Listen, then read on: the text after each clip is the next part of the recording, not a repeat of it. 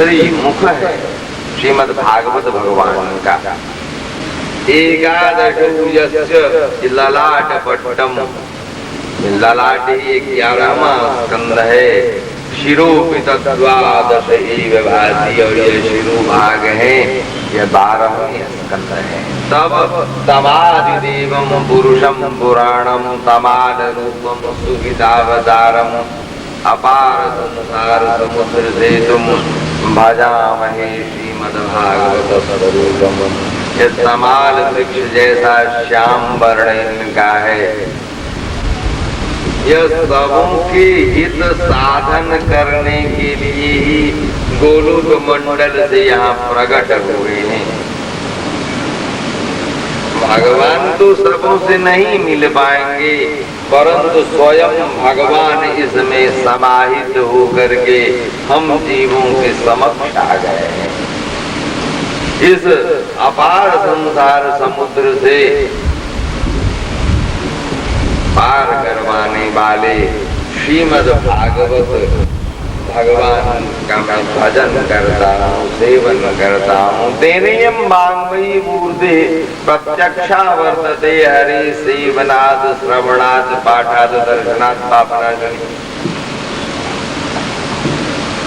एक एक कथा प्रसंगों को लेकर के चलने में ऐसे हैं, ऐसे भी कथावाचक हमारे छोटे गुरुभाई पंडित श्री श्यामानंद जी हैं। संपूर्ण कथा कहते हैं, बड़े अच्छे कथावाचक हैं, पूर्ण स्थिति नहीं है। मैं सार संक्षेप में कहना चाहता हूँ। और भागवत धर्म कैसे आप लोग साथ ही भारतीय संस्कृति की जो हम लोगों के द्वारा अवहेलना हो रही है, वो पुनः कैसे समृद्धि को प्राप्त कर जावे, जिसकी हम विशाल अमृत वृक्ष को छोड़ करके विष वृक्ष के नीचे आश्रित पहुंचने का रास्ता भूल चुके हैं। हम आप सबों के समक्ष अपने गुरुदेव की वाणी जो भी इच्छा करेंगे, जे यथा माम प्रपद्यन्ते तां तथैव भजाम्यहम्, उसी प्रकार की। तो कहीं बाहर भिक्षा मांगने जाए, हम भारतीयों में किस वस्तु का अभाव है? हमारे भारतीय धर्म में किस वस्तु का अभाव? अपने धर्म की ओर, अपने संस्कृति की ओर, अपने संस्कार की ओर हम लोग उन्मुख हो। देख और देवता, ये दोनों तो भगवान के ही हैं। महर्षि हिरण्यकश्यप के पुत्र हो गए प्रहलाद। प्रहलाद के विरोचन के बल प्रहलाद जी के समय लिए तो दैत्य अवश्य थे, परंतु भगवत किसी का अहित नहीं किया जाता। सदाचारी थे, विरोचन भी सदाचारी थे, बल भी बड़े सदाचारी, बहुत ही भजन करने वाले। भागवत धर्म प्रहलाद जी के पौत्र।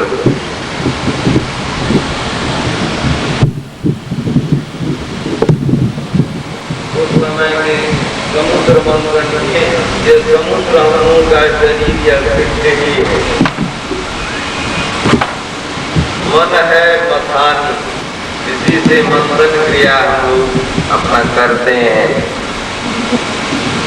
भीतर में जो वासना रूपी अनेक प्रकार के है, यदि आप नाम जपते होंगे, भूतलावन शंकर नाम जापक है,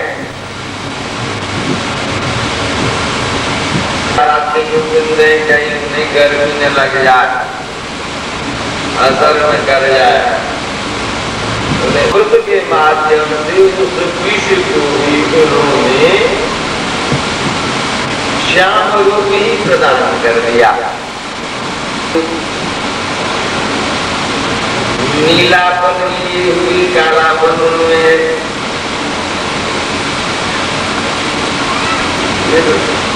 बहुत सारे वस्तुओं की प्राप्ति दे दिया गया। देवता को दिया गया, लक्ष्मी दिया। मैं बंटवारे की चीज नहीं,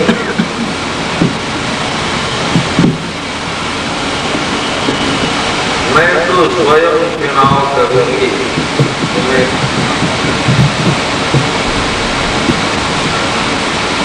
जिसमें पूर्ण धैर्य हो,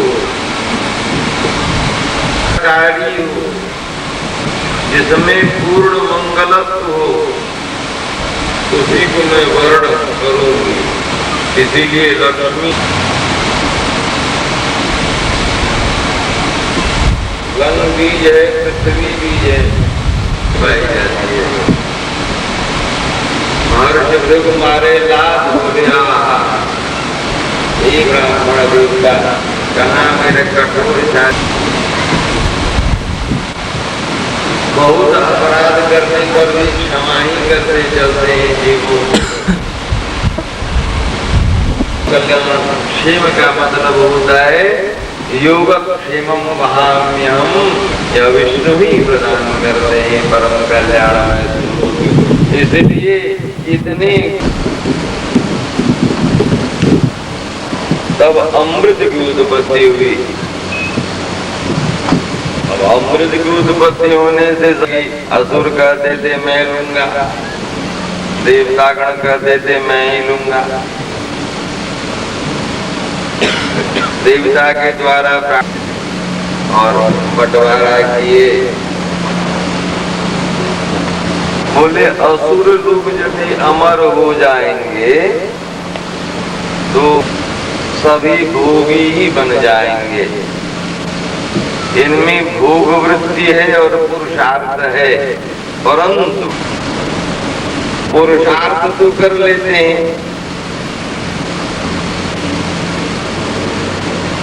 विजय प्राप्त कर लेते हैं, वस्तु की प्राप्ति कर लेते हैं, परंतु भोगों की निस्सारता को नहीं समझ पाते। उन्हीं के अनुसरण से उन्हीं में स्थित हो जाते हैं। तो इनकी सृष्टि हो जाने से फिर यह संसार लय हो जाएगा।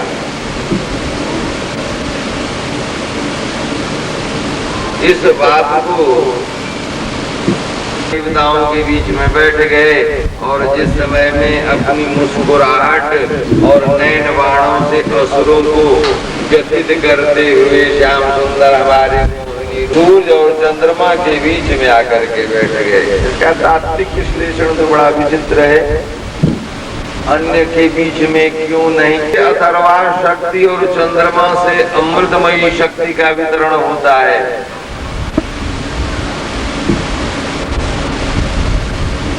राहु ऐसे तत्व हैं जो गोपनीय अध्यात्म विद्या के बड़े ही ज्ञाता हैं, श्री कृष्ण के बड़े असीम भक्त हैं। समस्त जीवों की वेदना को समझने वाले हमारे श्री गोविंद हैं और समस्त जीव भी उनकी स्थिति को समझने वाले हैं। गोविंद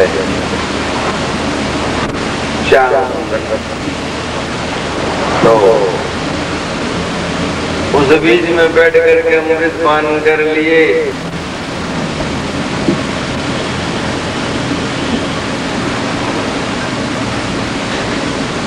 जो तेजस तत्व की प्राप्ति के लिए जो अपने को आहुत कर दिया वही राहु है।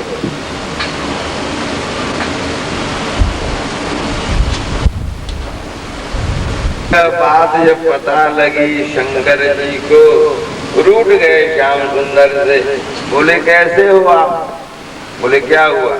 करता हूँ, बहुत स्नेह करता हूँ।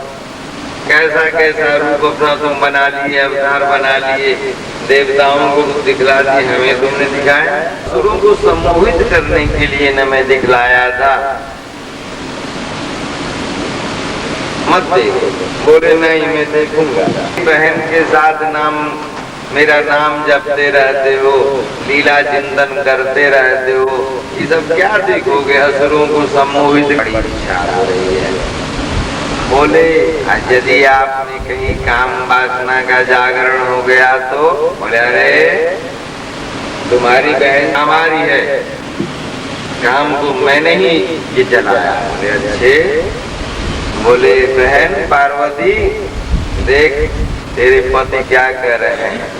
बोले नहीं समझते तुम, मैं तुम्हारी जो घुमाया भी हूँ ना। बोले जब अब चैलेंज कर ही दिए तो देख लो परिस्थिति। मोहिनी प्रकट हो गई महाराज।